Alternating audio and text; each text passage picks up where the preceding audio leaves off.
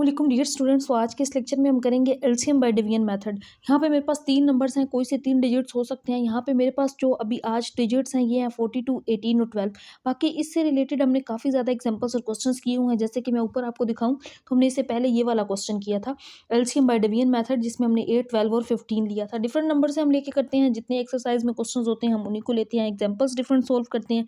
यहाँ पे division method आपने समझना है ये क्या होता है। तीनों नंबर्स को आपने इस तरह एक ही प्राइम, जिस तरह प्राइम फैक्टर्स बनाते हैं ना, इस फॉर्म में लिख लेना है। अब कोई एक नंबर या दो नंबर या तीन, तो अगर एक ही टेबल में हो रहे हो या कोई सा एक भी हो रहा हो तो आपने उस टेबल से शुरू कर लेना होता है। अब यहाँ पे तो ये सारे नंबर टू के टेबल से डिविजिबल हैं, सब में 2, 8 और लास्ट डिजिट 2 आ रहा है। ये भी मैंने आपको बताया हुआ है कि अगर 0, 2, 4, 6, 8 इस तरह का कोई भी इवन नंबर आ जाए ना, आपने टू के टेबल से करना है। अगर कोई एक नंबर भी हो रहा होता तो हम टू के टेबल में ही उसको करते। यहाँ पे हम टू के टेबल में इसको करेंगे। 2 2s are 4, 2 1s are 2, 2 9s are 18, 2 6 are 12। 21 और 9 तो टू के टेबल में नहीं आते, बट 6 आता है, इस वजह से हम इसको करेंगे और इन दोनों को इसी तरह लिख लेंगे।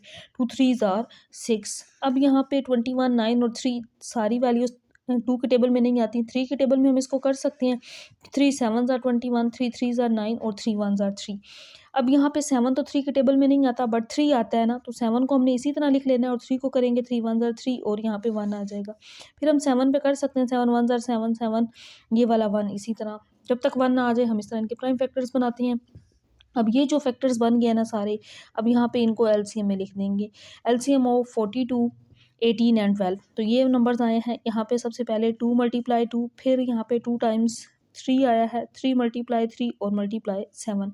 अब इन नंबर्स को मल्टीप्लाई। अच्छा, यहाँ पे एलसीएम अगर हम प्राइम फैक्टराइजेशन मेथड से कर रहे होते, फिर हम इन सब के अलग अलग प्राइम फैक्टर्स बनाते हैं। ऐसे 42 के अलग, 18 के अलग, 12 के अलग, इन तमाम नंबर्स के अलग बना के फिर उनमें कॉमन और नॉन कॉमन फैक्टर्स को लास्ट पे मल्टीप्लाई करते।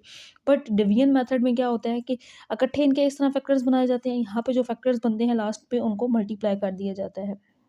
तो यहाँ पे अगर मैं इन नंबर्स को मल्टीप्लाई करूँ तो 2 2s आर 4, 4 3s आर 12 और 7 3s आर 21। 12 को हमने मल्टीप्लाई कर लेना है 21 के साथ।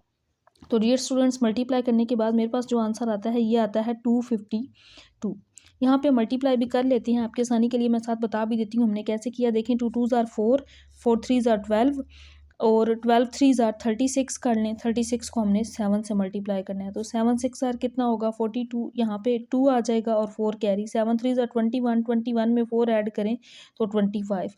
इस तरह इनको मल्टीप्लाई करने से 252 बन जाता है। अगर आप इस साइड से मल्टीप्लाई करें 7 3s आर 21 पे 21 को 3 से करें तो फिर आगे इसी तरह 2 2s आर 4 उससे मल्टीप्लाई कर लें। मैंने इस साइड से शुरू किया तो मेरे पास यहाँ पे मल्टीप्लाई जहाँ से भी कर लें, जिस तरह भी करें, इन नंबर्स को ही करना है ना, तो आंसर तो सेम ही आएगा। सो 252 एलसीएम होगा किस किस का, 42, 18 और 12 का। बाय डिवीजन मेथड से हमने यहाँ पे किया है।